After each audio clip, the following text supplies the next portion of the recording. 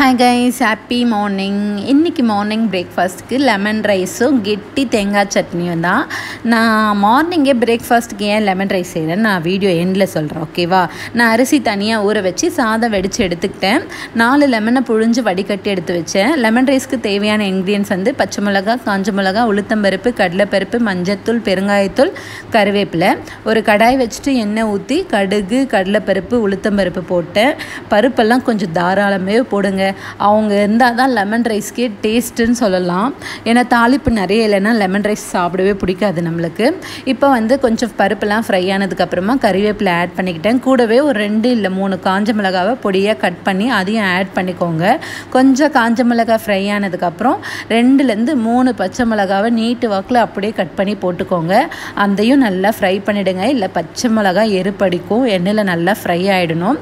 எண்ணெயில் நல்லா ஃப்ரை ஆனதுக்கப்புறமா 1/4 ஸ்பூன் மஞ்சத்தூள், 1/4 ஸ்பூன் பெருங்காயத்தூள், இஞ்சி துருவின கொஞ்சமாக இஞ்சி, சும்மா லைட்டாக மைல்டாக போடுங்க, நிறைய போட வேணாம்.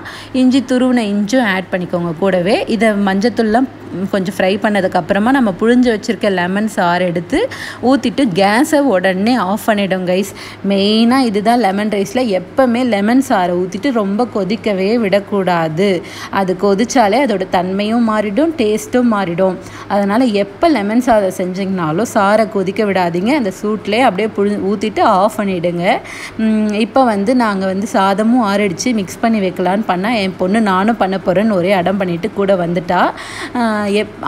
எப்போவுமே நம்ம மிக்ஸ் பண்ணி வச்சுட்டு ஒரு 45 மினிட்ஸ் நல்லா ஊறினா தான் டேஸ்ட்டு சூப்பராக இருக்கும் லெமன் ரைஸை பொறுத்த வரைக்கும். நாங்கள் என்னடா மார்னிங்கே பிரேக்ஃபாஸ்ட்டுக்கே லெமன் ரைஸ் செய்கிறான்னு யோசிக்கிறீங்களா? மார்னிங்கில் வெறும் வயிற்றில் லெமன் ரைஸ் சாப்பிட்டா அவ்வளோ உடம்புக்கு ரொம்ப ரொம்ப நல்லதுங்க.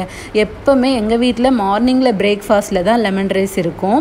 அதே மாதிரி நிறைய பேர் லெமன் ரைஸும் உருளைக்கிழங்கு பொரியல், சிப்ஸ் அப்படி தானே வச்சு சாப்பிட்ருப்பீங்க.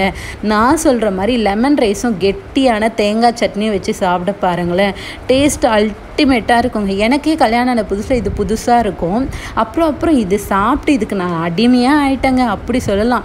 ஒன்றுமே இல்லை, கெட்டி தேங்காய் சட்னினா நம்ம தேங்காய் சட்னி அரைக்கிற மாதிரியே தேங்காவும் உடச்சக்கல்ல, பச்சை மிளகா, தண்ணி ஊற்றாமல் கெட்டியாக அப்படியே அரைச்சி எடுத்து வச்சுக்கிட்டு லெமன் ரைஸ் கூட வச்சு சாப்பிடும்போது அப்பா அப்படி இருக்கும். என் ஃப்ரெண்டு ஒருத்திக்கு சொன்னேன், அவள் ட்ரை பண்ணிவிட்டு அவள் அடிமையாயிட்டா. எப்போ செஞ்சாலும் லெமன் ரைஸும் தேங்காய் சட்னியும் தான், நான் உருளைக்கிழங்கு பொரியல் கூட இப்போ பண்ணுறது இல்லைன்னு சொல்கிறா. அந்த மாதிரி கண்டிப்பாக நீங்களும் ட்ரை பண்ணி பாருங்கள்.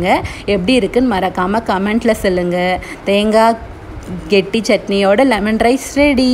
மறக்காமல் சேனலை சப்ஸ்கிரைப் பண்ணிவிடுங்க. அப்படியே கொஞ்சம் லைக் பட்டனையும் தட்டிடுங்க. மகிழ்ச்சி. பாய் கைஸ், வாங்க பிரேக்ஃபாஸ்ட் சாப்பிட்லாம்.